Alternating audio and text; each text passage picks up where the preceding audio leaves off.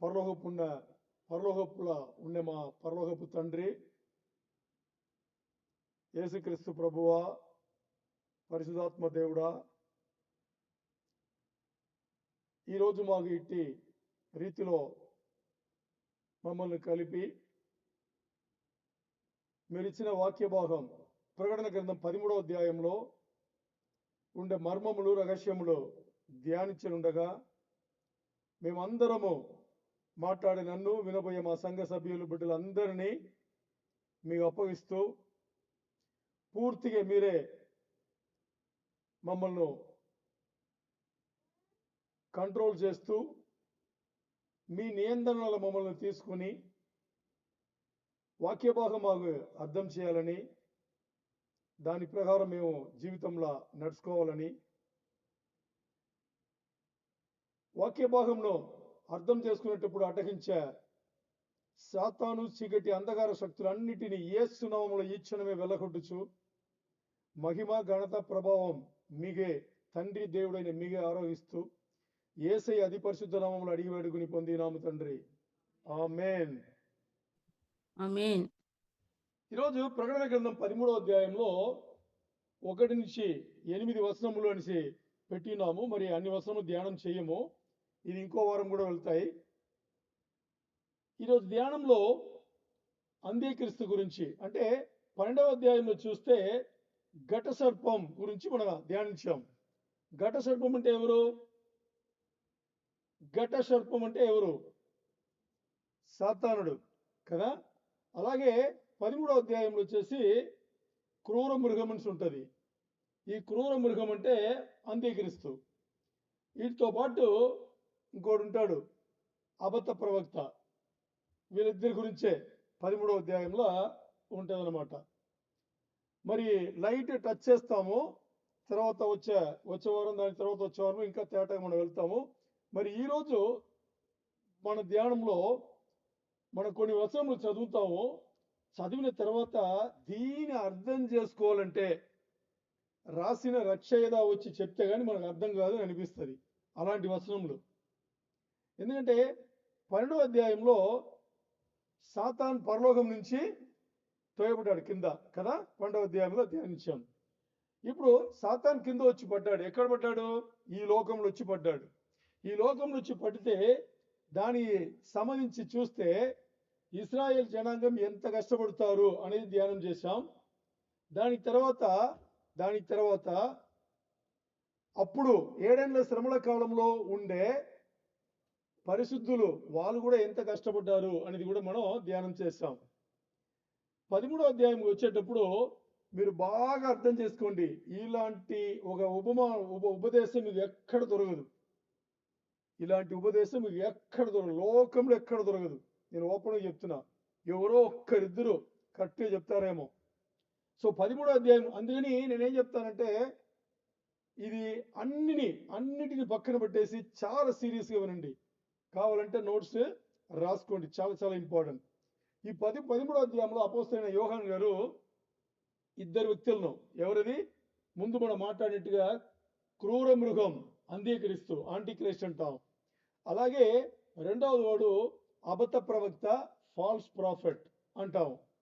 ఈ ఇద్దరు ఎలాంటి వాళ్ళంటే, ఈ క్రూర మృగం అంత్యక్రీస్తు అనేవాడు, దీన్ని ఏం చెప్పాలంటే రాజకీయ వ్యవస్థ ఉంది కదా, లోకం మొత్తానికి రాజకీయ వ్యవస్థ ఉందా, దాని గుప్పట్లో పెట్టుకుంటాడు వీడు. లోకం మొత్తానిగా మీరు ఆలోచన చేయండి. మన ఊర్లో ఒక వార్డు మెంబర్ ఉంటే ఏమేమి పనులు చేస్తాడు కదా, భయంకరంగా చూపించుకుంటాడు. వాడి హోదా కానీ అది కానీ ఇది కానీ చాలా భయంకరంగా ఉంటుంది. మరి ఇక్కడ మనం మాట్లాడేది ఎవరు? వార్డు మెంబర్ కాదు, లేకపోతే గ్రామ పంచాయతీ కాదు, లేకపోతే ఒక టౌన్కి మేయరో, సిటీకి మేయరో కాదు, లేదు ఒక డిస్టిక్ కలెక్టరో కాదు, లేదు ఆ స్టేట్కి హెడ్, అలాంటి వాళ్ళు మాట్లాడాల. ఆ రాష్ట్రానికి సీఎంను మాట్లాడాల, ఒక దేశానికి పిఎంను మాట్లాడాల. ఏం మాట్లాడుతున్నాం మనం? లోకం మొత్తానికి రాజకీయ వ్యవస్థను గుప్పట్లో పెట్టుకోబోయే వ్యక్తి యోహాను గారు ఇంట్రొడ్యూస్ చేసే మొదటి వ్యక్తి 13వ అధ్యాయంలో. రెండో వ్యక్తి ఎవరు తెలుసా? ఈ లోకం మొత్తానికి ఉండే మత వ్యవస్థ ఉంది కదా, రిలీజియన్, మత వ్యవస్థను గుప్పట్లో పెట్టుకోబోయే ఇంకో వ్యక్తి అబద్ధ ప్రవక్త. ఈ ఇద్దరిని 13వ అధ్యాయంలో ఏం చేస్తున్నాడు ఆయన, అపోస్తలుడైన యోహాన్ గారు ఇంట్రొడ్యూస్ చేస్తున్నారు. అంటే మీరు ఆలోచన చేయండి. సరే, ఇప్పుడు ఇప్పుడు ఈ రోజు మన ధ్యానంలో తీసుకోబోయే ఈ భాగం వచ్చేసి అంత తేలికగా అర్థమయ్యే విషయాలు కాదు. అది ఎంతో లోతుగా ధ్యానం చేస్తే గాని, లేకపోతే ఎవరో అని ధ్యానం చేసిందని మనకి దేవుడు అర్థం చేపిస్తే గాని మనకి అర్థం కాదు. ఇప్పుడు ఈ ఇద్దరు కలిసి ఈ లోకంలో ఉండే రాజకీయ వ్యవస్థను గుప్పట్లో పెట్టుకునే అంత్యక్రీస్తు, ద క్రూర మృగం కానీ, లేకపోతే ఈ లోకంలో ఉండే మత వ్యవస్థను తన గుప్పట్లో పెట్టుకోబోయే అబద్ధ ప్రవక్త, ఈ ఇద్దరిని కానీ వీళ్ళిద్దరు ఏం చేయబోతున్నారంటే ఈ లోకం మొత్తాన్ని వాళ్ళ కంట్రోల్లో పెట్టుకోబోతున్నారు. ఈ 7 ఏళ్ల శ్రమల కాలంలో ఇప్పుడు ఈ 13వ అధ్యాయం నుంచి వచ్చారు కదా, ఇక్కడి నుంచి వాళ్ళు ఏం చేస్తున్నారు, పెట్టుకోబోతున్నారు. ముందుగా మనం ఏం చేయబోతున్నామంటే 13వ అధ్యాయంలో ఈ క్రూర మృగం గురించి ఉండే వచనములు అన్ని చదువుతాము, ఎక్స్ప్లెయిన్ ఏం చేయం. తర్వాత 17వ అధ్యాయంలో ఈ క్రూర మృగం రహస్యం ఉంటాయి కదా, మర్మం ఉంటాయి కదా, ఆ వచనం కూడా చదువుకుందాం. చదువుకున్న తర్వాత ఒకటి తర్వాత మనం లోపల డెప్త్గా అంటే లోతుగా మనం వెళ్దాం. ముందుగా ప్రకటన గ్రంథం 13వ అధ్యాయంలో 1 నుంచి 4 వచనములు. ప్రకటన గ్రంథం 13వ అధ్యాయంలో 1 నుంచి 4 వచనములు చదవండి, గట్టిగా చదవాలి. ప్రకటన గ్రంథం 13వ అధ్యాయం 1 నుంచి 4 వచనములు త్వరగా మరియు మీరే చదివండి. మరియు 10 కొమ్ములను 7 తలలను గల ఒక క్రూర మృగము సముద్రంలో నుండి పైకి వచ్చుట చూచితిని. దాని కొమ్ముల మీద 10 కిరీటములను, దాని తలల మీద దేవదూషణకరమైన పేళ్లును ఉండెను. నేను చూచిన ఆ మృగము చిరుతపులిని పోలి ఉండెను. దాని పాదములు ఎలుగుబంటి పాదముల వంటివి, దాని నోరు సింహపు నోరు వంటిది. దానికి ఆ ఘటసర్పము తన బలమును, తన సింహాసనమును, గొప్ప అధికారమును ఇచ్చెను. దాని తలలో ఒకదానికి చావుదెబ్బ తగిలినట్టుండెను. అయితే ఆ చావుదెబ్బ మానిపోయెను గనుక భూజనులందరూ మృగము వెంట వెళ్ళుచు ఆశ్చర్యపడుచుండిరి. ఆ మృగమునకు అధికారమిచ్చినందున వారు ఘటసర్పమునకు నమస్కారము చేసిరి. మరియు వారు, ఈ మృగముతో సాటి ఎవడు, దానితో యుద్ధము చేయగలవాడెవడు అని చెప్పుకొనుచు ఆ మృగమునకు నమస్కారము చేసిరి. ఆమేన్. ఆమేన్. చూసారా, ఏమైనా అర్థమైందా మీకు? ఏమన్నా అర్థమైందా? సరే, ఇప్పుడు అదే ప్రకటన గ్రంథంలో 13వ అధ్యాయంలో 14వ వచనం చదవండి. ఇది కూడా క్రూర మృగం గురించి ఉంటది. 13, 14 చదవండి. కత్తి దెబ్బ తినియు బ్రతికిన ఈ క్రూర మృగమునకు ప్రతిమను చేయవలనని అది భూనివాసులతో చెప్పుచు ఆ మృగము ఎదుట చేయుటకు తనకియబడిన సూచనల వలన భూనివాసులను మోసపుచ్చుచున్నది. ఇది క్రూర మృగం గురించి ఉండే వచనములు. ఇప్పుడు ఈ క్రూర మృగం గురించి ఉండే వచనములకు మనకి దీనికి సంబంధించిన మర్మములు, రహస్యములు మనకి తెలియాలి అంటే మనం 17వ అధ్యాయం వెళ్ళిపోవాలి. ఎక్కడ వెళ్ళిపోవాలి? 17వ అధ్యాయం. ప్రకటన గ్రంథం 17వ అధ్యాయం 7 నుంచి 13 వచనములు చదవండి. ప్రకటన గ్రంథం 17వ అధ్యాయం 7 నుంచి 13 వచనములు. ఆ దూత నాతో ఇట్లనెను, నీవేళ ఆశ్చర్యపడితివి? ఈ స్త్రీని గూర్చిన మర్మమును, 7 తలలను 10 కొమ్ములను గలిగి దాని మోయుచున్న క్రూర మృగమును గూర్చిన మర్మమును నేను నీకు తెలిపెదను. నీవు చూచిన ఆ మృగము ఉండెను గాని ఇప్పుడు లేదు. అయితే అది అగాధ జలంలో నుండి పైకి వచ్చుటకును, నాశనమునకు పోవుటకును సిద్ధముగానున్నది. భూనివాసులలో జగదుత్పత్తి మొదలుకొని జీవగ్రంథమందు ఎవరి పేరు రాయబడలేదో వారు ఆ మృగముండెను గాని ఇప్పుడు లేదు. అయితే ముందుకు వచ్చునన్న సంగతి తెలుసుకొని ఆశ్చర్యపడుదురు. ఇందులో జ్ఞానము గల మనసు కనబడును. ఆ 7 తలలు ఆ స్త్రీ కూర్చున్న 7 కొండలు. మరియు 7 రాజులు కలరు. 5 కూలిపోయిరి. ఒకడున్నాడు, కడమవాడు ఇంకను రాలేదు. వచ్చినప్పుడు అతడు కొంచెము కాలం ఉండవలెను. ఉండినదియు ఇప్పుడు లేనిదియునైనా ఈ క్రూర మృగము ఆ 7 పాటు ఒకడునయుండి తానే 8వ రాజగుచు నాశనమునకు పోవును. నీవు చూచిన ఆ 10 కొమ్ములు 10 మంది రాజులు. వారిది వరకు రాజ్యమును పొందలేదు గాని ఒక గడియ క్రూరమృగంతో కూడా రాజుల వలె అధికారము పొందుదురు. వీరు ఏకాభిప్రాయము గలవారై తమ బలమును అధికారమును ఆ మృగముకును అప్పగింతురు.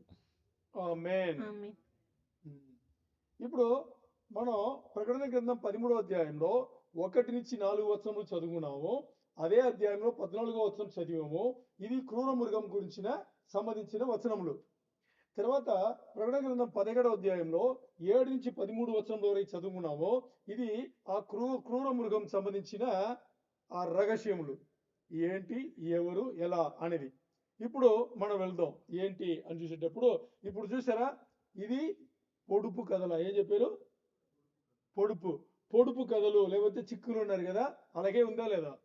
ఏదన్నా అర్థమైందా? అర్థం కాల. మరి ఇది ఎంత సింపుల్ అంటే అంత సింపుల్. ఎందుకు దీన్ని సింపుల్ అని చెప్తున్నామంటే, దీనికి దానియేలు ప్రవక్త ఉన్నాడు కదా, దానియేలు ప్రవక్త దీనికి తాళ చెవిలు తన దగ్గర ఉందన్నమాట. అంటే దానియేలు రాసిన గ్రంథంలో మనకి దీనికి తాళ చెవిలు ఉన్నాయి. మనకి దానియేలు గ్రంథం గుర్తొస్తే బాగా అర్థమవుతుంది. సరే, ఇప్పుడు ఒకటి తర్వాత నేను చెప్తూనే ఉంటాను. ఆ తర్వాత మీరు అర్థం చేసుకోండి. మీకు ఏదైతే అర్థం కాదని అనుకున్నారో దాన్ని మెల్లిగా నోట్స్ చేసుకోండి, లేకపోతే బాగా గుర్తుపెట్టుకోండి. ఇక్కడ క్రూర మృగముకు 7 తలలు ఉండెను అంటుందా? చదివామా లేదా? చదివాం. ఈ 7 తలలు అనేది ఏంటి? క్రూర మృగముకు 7 తలలంటే నిజంగా ఆ క్రూర మృగము 7 తలలు ఉన్నాయా అని మనం చూడాలి. సరేనా? సరే, ఇప్పుడు దానియేలు చూసిన దర్శనంలో బాగా అర్థం చేసుకోండి. నేను ఈరోజు స్లోగా మెల్లి చెప్పాలని అనుకున్నాను. దానియేలు చూసిన దర్శనములో దాంట్లో 4 మృగములు అని చెప్పేసి 4 వైల్డ్ బీస్ట్ అని చదివి ఉంటాం. 4 మృగములు అని. ఆ 4 మృగములు ఏంటి? 4 మృగములు ఏంటి గుర్తుందా ఎవరన్నా? 4 మృగములు ఏంటి? దానియేలు చూసిన దర్శనం ఏంటి? ఒక పెద్ద స్టాచ్యూ, విగ్రహం కదా. దాని ఏమంటారు? శిల్పం అంటారా, శిల అంటారా? స్టాచ్యూ. శిల అంటారా, శిల్పం అంటారా? శిల. ఆ దర్శనంలో తల భాగం ఒకటి, తర్వాత చెస్ట్, తర్వాత దీని ఏమంటారు? తొడలు, దాని తర్వాత కదా, తర్వాత వేళ్ళు, ఇవన్నీ మనం చూసాం కదా. దాంట్లో మూడవది అంటే 4 మృగములలో మూడవది మృగం అని చోటు ఉంటుంది. మూడవది మృగం అది ఎవరంటే గ్రీక్ సామ్రాజ్యం. మొదటిదేంటి? మొదటి సామ్రాజ్యం బబులోను సామ్రాజ్యం కదా, అది తల. రెండవది రొమ్ము కదా. ఏమంటారు? రొమ్ము అంటారు, ఏమంటారు తెలుగులో? రొమ్మేనా? రొమ్ము ఏది? మాదిగ పారసీక సామ్రాజ్యం. మూడవ సామ్రాజ్యం ఏది? గ్రీక్ సామ్రాజ్యం. ఎవరు? అలెగ్జాండర్ కదా, మూడవ సామ్రాజ్యం. ఈ మూడవ సామ్రాజ్యంలో అలెగ్జాండర్ మరణించిన తర్వాత తన దేశాన్ని మొత్తానికి తన దగ్గర పనిచేసిన జనరల్స్, కెప్టెన్స్ ఉంటారు కదా, నలు దిక్కుల్లో పంచుకుంటారు. ఆ సామ్రాజ్యంను పంచుకుంటారు.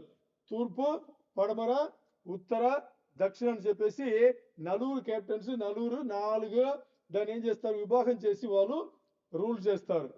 అప్పుడు దానియేలు దర్శనంలో ఆయన చెప్పేటప్పుడు అక్కడ ఆ సామ్రాజ్యం 4గా విడిపోయింది కదా, దాని తల అనే చెప్తాడు అనమాట. అర్థమైందా? ఏమంటారు?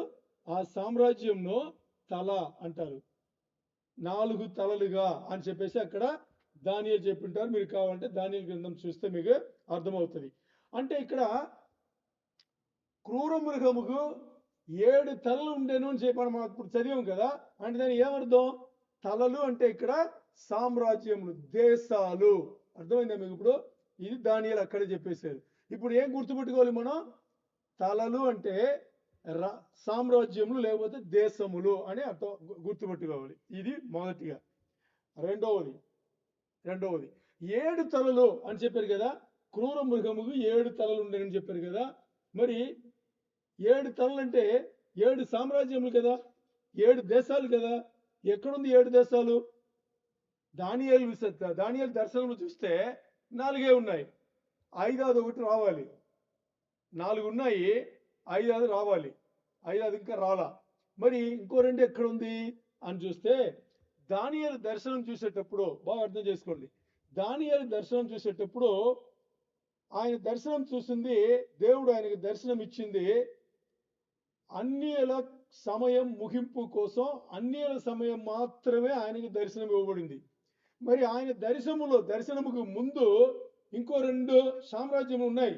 ఆయన దర్శనముకు చూపించే ముందే, దర్శనము రాముందే, అంటే బబులోన్ సామ్రాజ్యముకు ముందే ఇంకో 2 సామ్రాజ్యం ఉన్నాయి.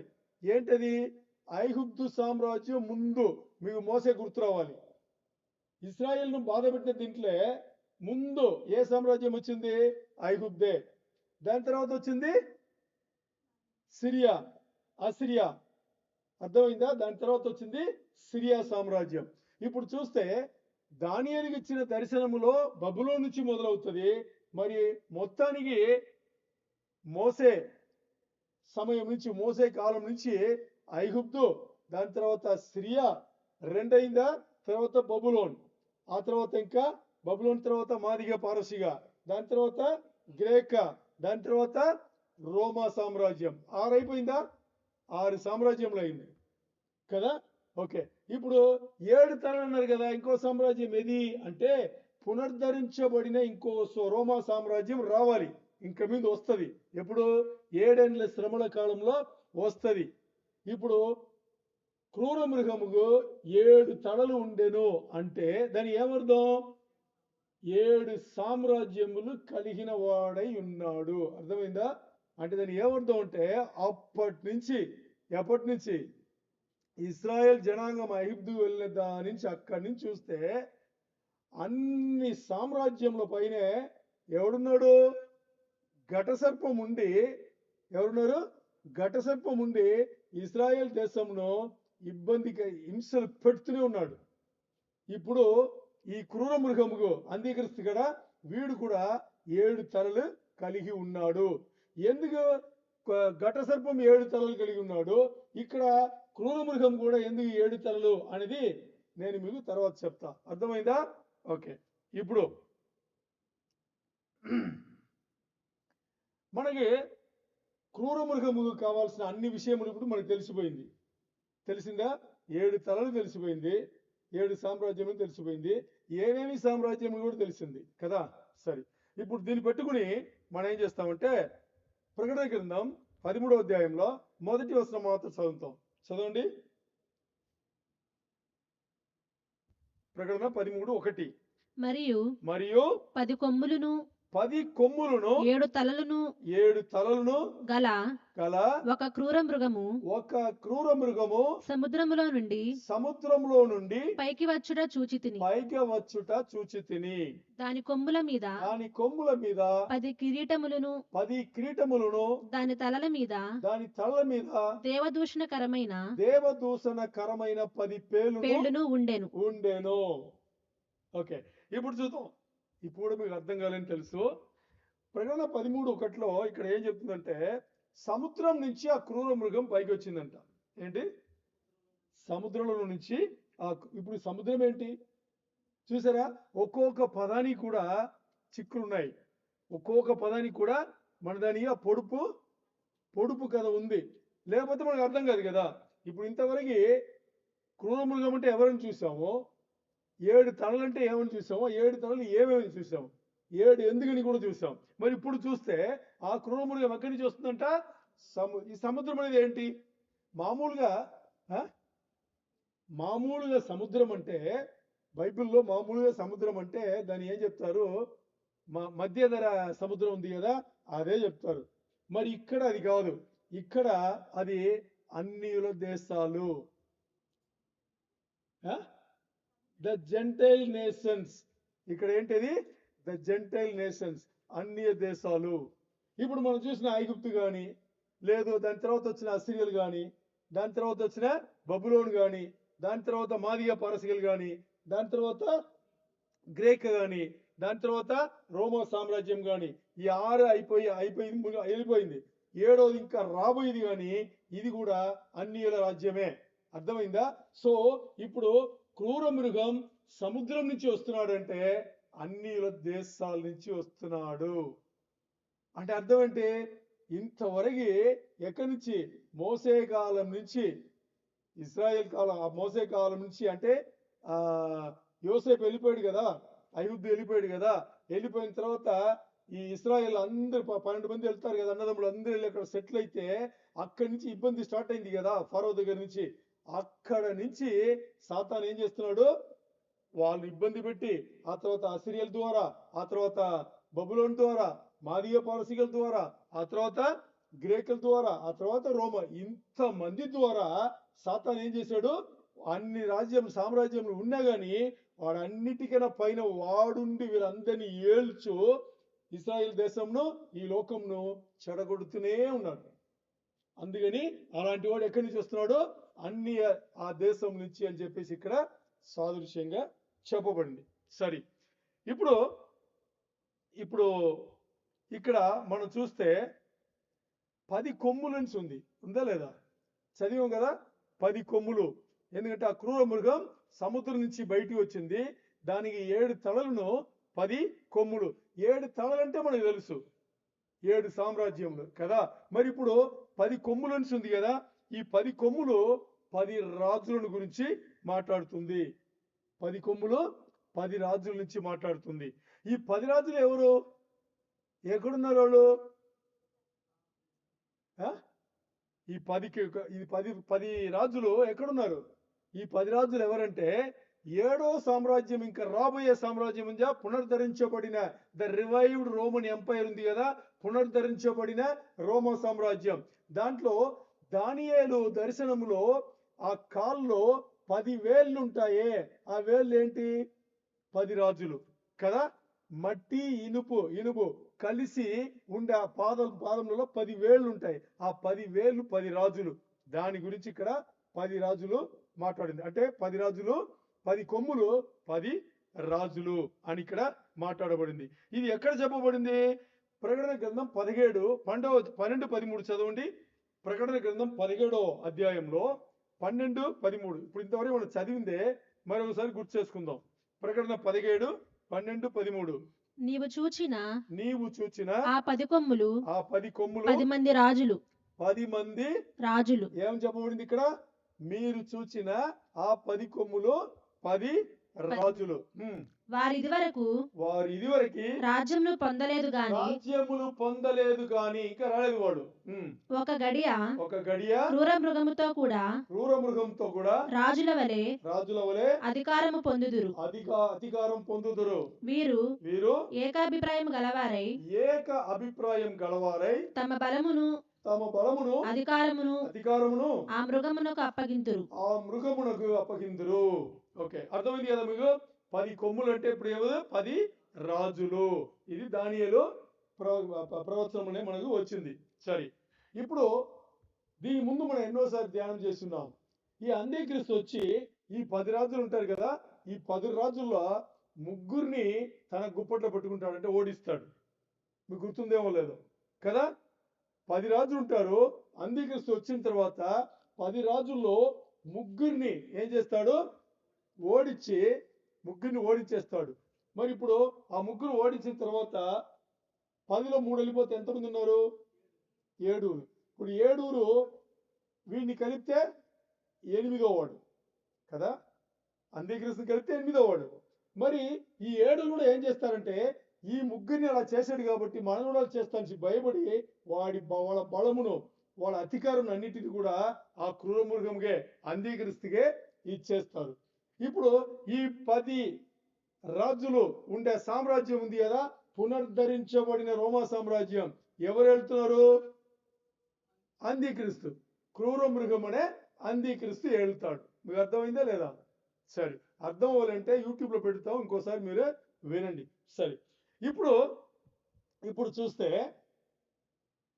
7 సామ్రాజ్యములలో 6 సామ్రాజ్యములు అయిపోయింది. 6 సామ్రాజ్యములు అయిపోయింది, భూతకాలంకి వెళ్ళిపోయింది. ఏది? ఐగుప్తు గాని, అసిరియా గాని, బబులోను గాని, మాదిగ పారసీయ గాని, గ్రేక్ గాని, రోమా 6 కూడా వెళ్ళిపోయింది. మరి 7వది ఇంకా రాబోయేది, అది పునరుద్ధరించబడిన రోమా సామ్రాజ్యం, ద రివైవ్డ్ రోమన్ ఎంపైర్. సరే, ఇప్పుడు ఇప్పుడు ప్రకటన 12:2 చూద్దాం. ఎందుకు అంటే పునరుద్ధరించబడిన, చూడండి వినండి, పునరుద్ధరించబడిన ఈ రోమా సామ్రాజ్యం 7వది అని మనకు ఎలా తెలుసు? హలో, పునరుద్ధరించబడిన రోమా సామ్రాజ్యమే 7వది అని మనకు ఎలా తెలుసు? ఎవరు చెప్పారు మనకు కదా? ఇప్పుడు నేను చెప్తున్నాను, మీరు అలాగా ఏదో చెప్పేస్తున్నాను మీరు అనుకోకూడదు కదా. బైబిలే చెప్పింది. ఎక్కడ చెప్పింది అని చూద్దాం. ప్రకటన 13:2 చదవండి. నేను చూచిన ఆ మృగము నేను చూచిన ఆ మృగము చిరుతపులిని పోలి ఉండెను. చిరుతపులిని పోలి ఉండెను. దాని పాదములు ఎలుగుబంటి పాదముల వంటివి. ఎలుగబండి పాదముల వంటిది. దాని నోరు సింహపు నోరు వంటిది. సింహపు నోరు. చాలమ్మా. చూసారా ఈ 13 ప్రకటన 13:2లో ఇప్పుడు చెప్పిన ఇది చూస్తే ముందు చిరుతపులి అని ఉంది. ఈ చిరుతపులి మనం ముందే విన్నాం. పోయిన ఉపదేశంలో మనం ఈ చిరుతపులి గురించి విన్నాం. ఎందుకంటే గ్రేక సామ్రాజ్యం ఉంది కదా, గ్రేక సామ్రాజ్యంకు వాళ్ళ జంటాల చిరుతపులి ఉంటుంది అనమాట. అర్థమైందా? అలాగే మాదిగ పారసిగా వాళ్ళ జంటలో ఏముంటది? ఎలుగబండి ఉంటది. దాని తర్వాత బబులోన్ సామ్రాజ్యంలో వాళ్ళ జంటల సింహం ఉంటది. ఇప్పుడు ఆలోచన చేయండి. ఇక్కడ ఆ 13:2 ఇంకోసారి చదవండి. నేను చూచిన ఆ మృగము ఏ మృగము? ఆ క్రూర మృగము, అంత్యక్రీస్తు చిరుతపులిని పోలి ఉండెను. దాని పాదములు ఎలుగుబంటి పాదముల వంటివి. దాని నోరు సింహపు నోరు వంటిది. అర్థమైందా?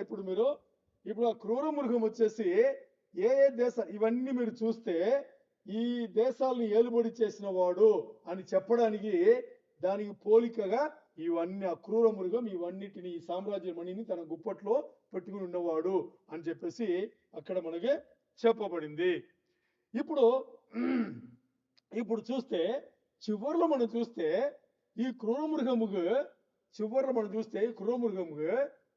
అక్కడ ఐగుప్తు నుంచి, దాని తర్వాత సిరియా నుంచి, ఆ తర్వాత బబులోను మాదిగ పారసిగా, దాని తర్వాత గ్రేక, రోమా సామ్రాజ్యం, ఈ 6 ఆల్రెడీ అయిపోయింది కదా. ఇవన్నీ ఏలిన వాడెవడు? ఘట సర్పం. వీళ్ళందరి ఈ దేశాలన్నీ రాజులు ఉన్నా గాని వీళ్ళందరి పైన ఉండింది, ఏలింది ఎవరు? ఘట సర్పమైన సాతానుడు. మరి ఇప్పుడు ఆ అధికారమును ఘట సర్పం సాతాను తన అధికారమును ఏం చేశాడు? క్రూర మృగముకు ఇచ్చాడు. అర్థమైందా? క్రూర మృగము ఇచ్చాడు కాబట్టి ఆ పోలికలన్నీ, అంటే ఇంతవరకు సాతాను వచ్చేసి ఆ దేశాల పైన, ఆ రాజుల పైన ఉండి ఏలిన ఆ క్యారెక్టరిస్ట్, ఆ గుణగణాలను అన్నిటినీ, ఆ శక్తి, అధికారం అన్నిటినీ ఈ క్రూర మృగముగా అంత్యక్రీస్తు ఇచ్చాడు కాబట్టి వీడిని కూడా అపోస్తలుడైన యోహాను అలాగే చూస్తున్నాడు. సాతాను చూసినట్టుగానే చూస్తున్నాడు. ఓ తేడా ఉంది, మీకు చెప్తా. సరే, ఇక్కడ ఇది అయిపోయిందా? ఇప్పుడు 6 తలలు, 7 తలలు కదా మొత్తానికి. క్రూరమృగం 7 తలలు, 6 తలలు ముందు అయిపోయిన సామ్రాజ్యములు కదా. 7వ తల ఇంకా రాబోయే సామ్రాజ్యము, పునరుద్ధరించబడిన రోమా సామ్రాజ్యం. సరే, ఇక్కడ ఇంకా కొత్తగా ఇంకా కొన్ని విషయాలు ఉన్నాయి, అది కూడా చూసుకుందాం. ప్రకటన 17:9-10 చదవండి. ప్రకటన 17:9-10. ఇందులో జ్ఞానము గల మనస్సు కనబడును. ఆ 7 తలలు, ఇక్కడ బాగా గమనించండి. ఇక్కడ నుంచి ఆ 7 తలలు, ఆ స్త్రీ కూర్చున్న 7 కొండలు. ఆపండి. ఏం చెప్తుంది వచనం? ఆ 7 తలలు కదా, 7 తలలు.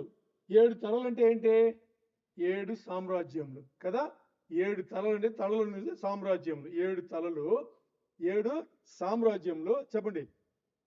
ఆ 7 తలలు, ఆ స్త్రీ కూర్చున్న 7 కొండలు.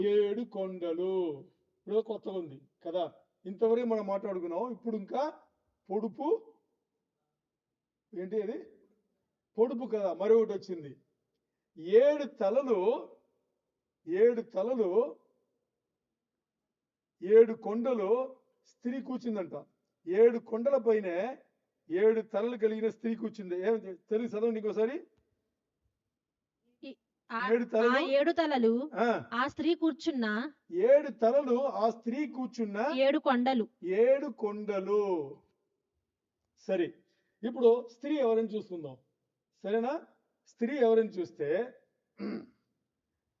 ఇక్కడ ఈ స్త్రీ అని చూస్తే మనకు ప్రకటన 17:18 చదవండి. స్త్రీ ఎవరో తెలుస్తుంది. 17:18. మరియు నీవు చూచిన ఆ స్త్రీ నీవు చూచిన ఆ స్త్రీ భూరాజుల నేలు భూరాజులను ఏలు ఆ మహాపట్టణమే. ఆ మహాపట్టణమే. అంటే స్త్రీ అంటే ఎవరు? పట్టణము, మహాపట్టణము. సరే, ఇప్పుడు స్త్రీ ఎవరో తెలిసిపోయింది. మరి 7 కొండలు 7 కొండలు కదా. ఇప్పుడు ఏం చేయొచ్చు అంటే, బాగా అర్థం చేసుకోండి, ఏం చేయొచ్చు అంటే దాన్ని మనం కనిపెట్టాలంటే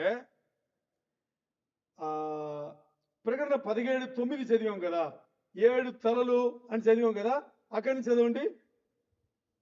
7 తలలు ఆ 7 తలలు ఆ 7 తలలు ఆ స్త్రీ కూర్చున్న ఆ స్త్రీ కూర్చున్న 7 కొండలు. 7 కొండలు కదా. ఇప్పుడు స్త్రీ ఏమని కనుక్కున్నాం? పట్టణము. ఇప్పుడు స్త్రీని వచ్చే ఆ ప్రదేశంలో పట్టణము అని చదవండి. అదేది చదవండి, పట్టణము అని చదవండి. ఆ 7 తలలు 7 తలలు ఆ పట్టణము కూర్చున్న ఆ పట్టణము కూర్చున్న 7 కొండలు. 7 కొండలు కదా. ఆ 7 తలలు అంటే 7 సామ్రాజ్యములు. తలలంటే సామ్రాజ్యం. 7 సామ్రాజ్యములు. ఆ స్త్రీ ఎవరు? పట్టణం. 7 సామ్రాజ్యములు. ఆ పట్టణము, ఆ మహాపట్టణము కూర్చున్న 7 కొండలు. అంటే పట్టణం ఇది. అర్థమైందా ఇప్పుడు? పట్టణం ఇది. ఏ పట్టణం గురించి మాట్లాడుతున్నారు? ఇప్పుడు ఈ ప్రపంచాన్ని మొత్తానికి కాస్త చరిత్ర చదివిన వాళ్ళందరి ఎవరి దగ్గర 7 పట్టణములు కలిగిన 7 కొండలు కలిగిన పట్టణము ఏదేని అడిగితే ఏం చెప్తారు? రోమా అంటారు. అర్థమైందా? ఏమంటారు? రోమా. ప్రపంచ వ్యాప్తంగా మాట్లాడాం, భారతదేశం వ్యాప్తంగా మాట్లాడలా. అర్థమైందా? ఇప్పుడు రోమా పట్టణం. ఇప్పుడు మీకు అర్థమై ఉండాలి. ఏమని? ఇప్పుడు చదువుతాం. ఆ 7 సామ్రాజ్యములు చదవండి. తలలు బదులుగా సామ్రాజ్యములు వేసుకోండి, స్త్రీ బదులుగా మహాపట్టణం వేసుకోండి, కొండలకు బదులు రోమా వేసుకోండి. చదవండి ఇప్పుడు.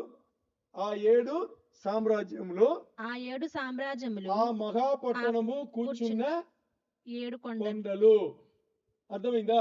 కొండలే. ఎందుకంటే 7 కొండలు ఉండే పట్టణం రోమా పట్టణం అన్నమాట. సరే, ఇప్పుడు రోమా పట్టణం మనకి తెలిసిపోయింది. ఇంకేం తెలియాలి? అది తెలిసిపోయింది. ఇప్పుడు రోమా పట్టణం వచ్చేసి రోమా పట్టణం పునరుద్ధరించబడిన రోమా సామ్రాజ్యం ఉంది కదా, దాంట్లో రోమా పట్టణం వచ్చేసి ఏంటంటే దాని రాజధానిగా పెట్టుకుని ఈ అంత్యక్రీస్తు ఏం చేస్తాడు? ఏలుతాడు. అర్థమైందా? అదే ఈ వచనం మనకి చెప్పింది. సరే, ఇప్పుడు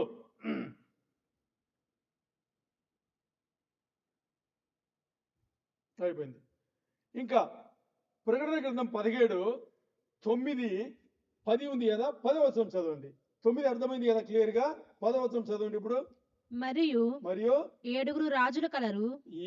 బాగా అర్థం చేసుకోండి. మరియు 7 రాజులు కలరు. 5 కూలిపోయిరి. 5 కూలిపోయేరి. ఒకడున్నాడు కడమవాడు ఇంకను రాలేదు. వచ్చినప్పుడు అతడు కొంచెము కాలం ఉండవలెను. కొంచెము కాలమే ఉండవలను. ఇప్పుడు 10వ వచనంలో చెప్పింది 7 రాజులు గలరు. 7 రాజులు గలరు అంటుంది. ఇప్పుడు ఇక్కడ చూస్తే ఈ రాజులు అనే దీనికి తెలుగు పదానికి ఇంగ్లీష్ లో వాడబడిన పదం కింగ్స్. అర్థమైందా? ఈ కింగ్స్ గ్రీక్ పదం ఏంటంటే బసిలియూస్ అని ఉంది. బసిలియూస్ అంటే ఒకటి కింగ్స్ అంటే రాజులు అని చెప్పొచ్చు, లేకపోతే రాజ్యములు అని చెప్పొచ్చు. ఈ కాంటెక్స్ట్ లా అపోస్తలుడైన యోహాను రాసిన ఈ కాంటెక్స్ట్ లా రాజ్యములు అంటే అక్కడ ఆ కింగ్స్ బదులు కింగ్డమ్స్ అని చదివితే రాజులకు బదులు రాజ్యములు చదవండి. 10వ వచనం చదవండి. మరియు మరియు 7 రాజ్యములు కలవు. 7 రాజ్యములు కలరు కదా. 7 రాజ్యములు. చదవండి ఇంకా. 5 కూలిపోయిరి. ఎవరు వీళ్ళు? 7 రాజ్యములు గలరు, 5 కూలిపోయారు. 5 రాజ్యములు కూలిపోయింది. కూలిపోయిన 5 రాజ్యములు ఏది? ఐగుప్తు, సిరియా, బబిలోను, మాదిగ, పారసీక, గ్రీక్. ఈ 5 పోయింది, కూలిపోయిందా?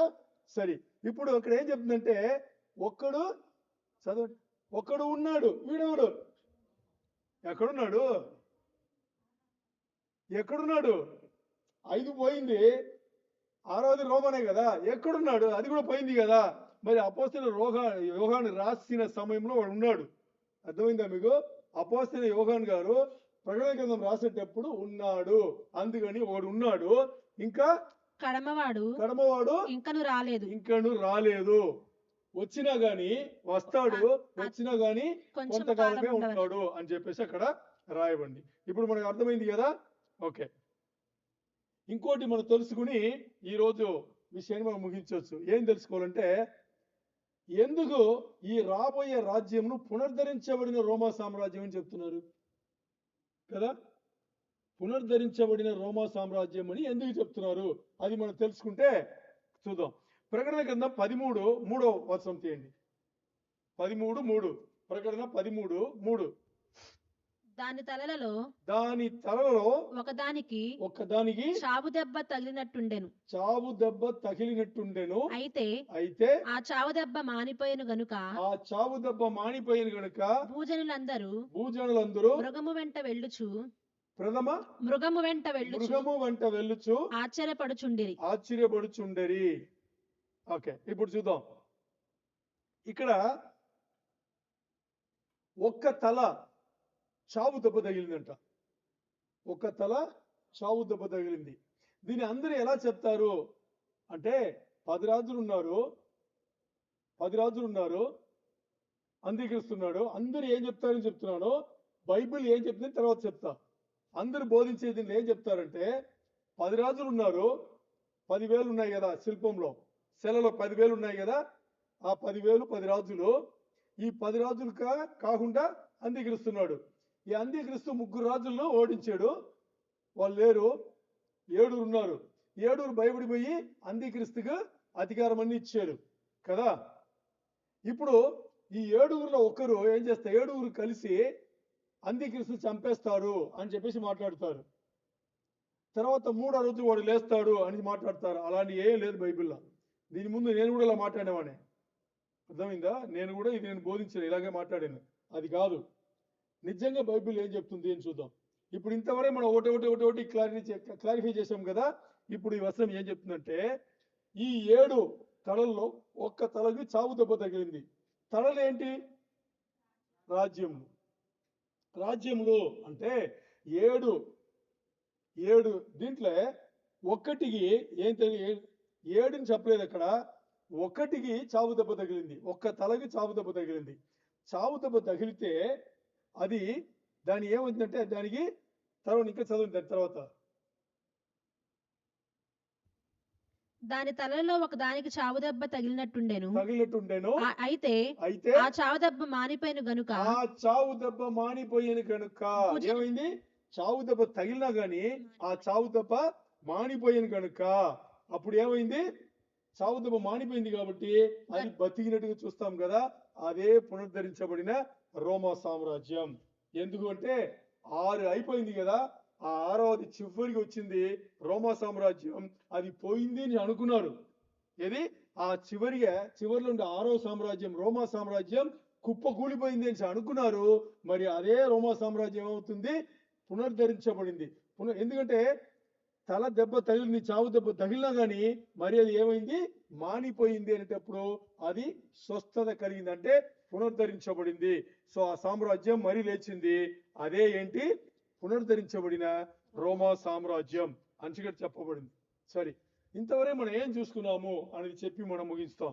ముందుగా 13వ అధ్యాయంలో సామ్రాజ్యం, తలలు అనేది సామ్రాజ్యం. అది 7 సామ్రాజ్యంలో మొదటి నుంచి మనం చూసాం. ఏది? ఐగుప్తు సామ్రాజ్యం, దాని తర్వాత సిరియా సామ్రాజ్యం, బబులోన్ సామ్రాజ్యం, మాదిగ పారసీక సామ్రాజ్యం, గ్రీక్ సామ్రాజ్యం, రోమా సామ్రాజ్యం. 6 అయిపోయింది. 7వది ఇంకోటి రాబోతుంది. ఇంతవరకు మనం చూసాం. మరి ఇక్కడ ఆశ్చర్యమైన విషయం ఏంటి అని చూసేటప్పుడు అప్పటి నుంచి ఇప్పటి వరకు 6 సామ్రాజ్యం వరకు, ఇంకా పునరుద్ధరించబడిన 7వ సామ్రాజ్యం రోమా సామ్రాజ్యం వచ్చినా గానీ ఇవన్నిటిని గుణగణనలు అన్ని కలిపి ఇవన్నీ రాజులకు పైన ఎవరున్నారు? సాతాను ఉన్నాడు. సాతాను అన్ని రాజుల పైన ఉండి అప్పటి నుంచి ఇశ్రాయేల్ జనాంగంను చెడగొడుతూనే ఉన్నాడు. ఈ లోకం కూడా చెడగొడుతూనే ఉన్నాడు. ఇది మనకు అర్థమైంది. ఇవన్నీ గుణగణనలు కలిగిన ఈ సాతానుడు ఏం చేశాడంటే క్రూర మృగముకు తన అధికారం ఇచ్చాడు. మొత్తానికి తన అధికారం ఇచ్చేసాడు. అర్థమైందా? ఇచ్చేసాడు. ఇచ్చిన తర్వాత క్రూర మృగం కూడా ఏం చేస్తున్నాడు? సాతాను చెప్పిందని అన్నిటి తీసుకుని ఆ ఇశ్రాయేల్ జనాంగంను వెంటబడి వాళ్ళు నాశనం చేయడానికి చూస్తున్నాడు. ఈ లోకం కూడా నాశనం చేస్తున్నాడు. దేవుని బిడ్డలను కూడా నాశనం చేస్తున్నాడు. అంటే ఇప్పుడు చూస్తే ఈ పునరుద్ధరించబడిన 7వ సామ్రాజ్యం ఉంది కదా, ఈ రోమా సామ్రాజ్యం ఎలాంటిదంటే మొదటి నుంచి సాతాను ఏమేమి యుక్తులను చేర్చుకున్నాడో అన్ని 6 సామ్రాజ్యంలో చేర్చుకున్నాడో అవన్నీ కలిపిందే 7వ సామ్రాజ్యం. అంటే ఇక్కడ ఇప్పుడు వీడు పెట్టబోయే ఇబ్బందులు ఎంత ఘోరంగా ఉంటాయో చూడండి. ముందు ఒక్క సామ్రాజ్యం ఒక అలవాటు ప్రకారం వెళ్ళి హింసించాడు. మరి ఇప్పుడు 6 కలిసి మొత్తానికి 7వదిగా ఇవన్నీ కలిపి 7వదిగా వచ్చి ఏం చేస్తున్నాడు? నాశనం చేయడానికి వాడు పూనుకున్నాడు దేశంను. సరే, ఇప్పుడు మీకు ఒక చాలా ముఖ్యమైన ఒక తేడా ఒకటి ఉంది. అది మాత్రం చెప్పేసి మనం ముగిస్తాం. ఏంటి అని చూస్తే ప్రకటన 13:1 చదవండి. మరియు 10 కొమ్ములను 10 కొమ్ములను 7 తలలను గల 7 తలలను గల ఒక క్రూర మృగము సముద్రంలో నుండి పైకి వచ్చుట చూచి తిని దాని కొమ్ముల మీద 10 కిరీటములను ఎన్ని 10 కిరీటములను దాని తలల మీద దేవదూషణకరమైన పేలును ఉండెను. ఇది 13:1 కదా. ఇప్పుడు 12:3 చదవండి. ప్రకటన 12:3. అంతటా పరలోకమందు ఇంకొక సూచన కనబడెను. ఇదిగో ఎర్రని మహా ఘట సర్పము దానికి 7 తలలను 10 కొమ్ములను ఉండెను. దాని తలల మీద 7 కిరీటములు ఉండెను. ఇప్పుడు మీకు ప్రశ్న ప్రకటన 13:1 చదివారు కదా. 7 తలలు ఉంది, 10 కొమ్ములు ఉంది, కిరీటములు ఉంది. 12:3 చదివారు. 7 తలలు ఉంది, కొమ్ములు ఉంది, కిరీటములు ఉంది. ఏం తేడా ఉన్నా గమనించాలా? చదివా లేదో చదువుతారు, వాడేమో చెప్తాడు, దాంతో అయిపోయింది. అంతేనా? అది మీకు ప్రకటన 13:1 చూస్తే 7 క్రీడములు ఉంటది. ప్రకటన 13:1 చూస్తే 7 క్రీడములు ఉంటది. మరి ప్రకటన 12:3 చూస్తే ఎన్ని క్రీడములు ఉన్నాయి? 12:3 ఎన్ని ఉన్నాయి? 12:3 7 కిరీటములు. మరి 13:1 10 కిరీటములు. ఎందుకు ఆ తేడా? అపోస్తలుడైన యోహాను తప్పు రాశాడా? 7 దేశాలే, సామ్రాజ్యంలో 7 కదా, తలలు 7 కదా, తలలు 7. కొమ్ములు ఎన్ని?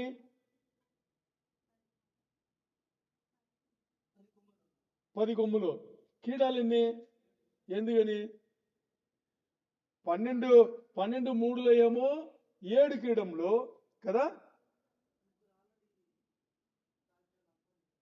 కాదు, తలలు దేనికి సూచన? రాజ్యాలే కదా. సరే, 12:3 ఎవరి గురించి మాట్లాడుతుంది? హలో, 12:3 ఘట సర్పం గురించి మాట్లాడుతుంది, సాతాను గురించి మాట్లాడుతుంది.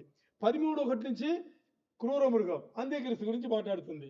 మరి 12:3లో సాతాను గురించి మాట్లాడితే 7 తలలు 7 కిరీటములు కదా, 7 తలలు 7 కిరీటములు. మరి ఈ 7 తలలు ఎవరు? అక్కడ ఐగుప్తు సామ్రాజ్యం నుంచి ఇంకా రాబోయే పునరుద్ధరించబడిన రోమా సామ్రాజ్యం వరకు 7 సామ్రాజ్యములు. దీనికి కిరీటములు అంటే ఈ రాజులకు సామ్రాజ్యములకు పైన ఉన్నవాడు ఎవడు? ఘట సర్పం, సాతానుడు. అర్థమైందా? ఇది 12:3. మరి 13:1 వచ్చేటప్పుడు 13:1 వచ్చేటప్పుడు ఇక్కడ చూడండి, 12:3లో 7 తలలు 7 సామ్రాజ్యములు, ఆ 7 కిరీటములు, ఆ 7 సామ్రాజ్యములు పైన 7 రాజులకు పైన సాతానుడు. అయిపోయిందా? మరి 13:1 వచ్చేటప్పుడు 10 కిరీటములు. 10 కిరీటములు అంటే 10 రాజులు ఉన్నారా? 10 రాజులు ఉన్నారా? ఈ 10 రాజులు కూడా వాళ్ళకి అందరికీ 10 రాజులు కాబట్టి 10 కిరీటములు. అర్థమైందా? వీళ్ళ పైనే సాతానుడు లేదు. ఇప్పుడు వీళ్ళ పైన ఎవడున్నాడు? క్రూర మృగం ఉన్నాడు. సాతానుడే ఘట సర్పం, క్రూర మృగం అంగీకరిస్తూ, క్రూర మృగం ఉన్నాడు, అంగీకరిస్తున్నాడు. వీడు ఏం చేస్తున్నాడు? వీళ్ళ రాజ్యంలో అన్ని ముగ్గురిని వెళ్ళగొట్టాడు. ఇంకా 7 వాళ్ళ శక్తి అధికారం అన్ని వీడికి ఇచ్చారు కాబట్టి వీళ్ళ పైన వీడు ఒకడే ఉన్నాడు. 10 రాజులు 10 కిరీటములు. అర్థమైందా? మరి వీళ్ళ పైన క్రూర మృగం ఉన్నాడు, అంగీకరిస్తే ఉన్నాడు. అర్థమైందా మీకు? అంటే మామూలుగా ఉండదు. 7 ఏళ్ల శ్రమల కాలం, 3.5 సంవత్సరముల గురించి మాట్లాడుతున్నాం ఇప్పుడు కదా, ఆ సమయం వచ్చిన్నాం. ఇప్పుడు ఇది మామూలుగా ఉండదు. ఇంకా వచ్చే వారం మనం ఇంకా కొన్ని పొడుపు కథలతో ఇంకా ఉన్నాయి, దాంతో కూడా మనం ధ్యానం చేస్తాము. అందరు బాగా ప్రార్థన చేసి రండి. దేవునికి మహిమ కలుగును గాక.